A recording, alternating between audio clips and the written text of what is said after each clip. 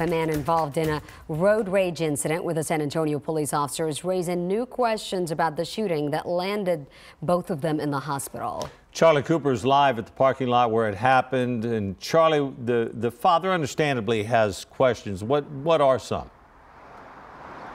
Good morning, Barry and Sarah. Well, we spoke to Desmond Walker this morning. He says his son, 25-year-old DeMonte Walker, is the second man in this shooting incident, but he questions the department's claims that he was the first one to fire that first shot.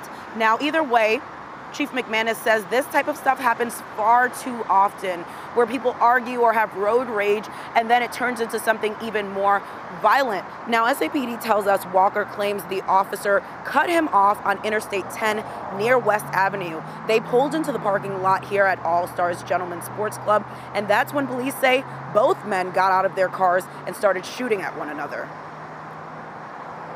Both got out of the vehicles. The other driver began shooting at the off-duty police officer who was in the other vehicle. The officer had his weapon in his car. He had to make his way back to the car.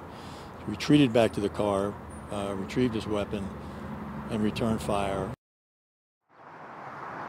Now, although police believe Walker shot first, his father tells us he's hearing it was the officer who fired the first shot. At this point, it is a lot of he say, she say from both sides.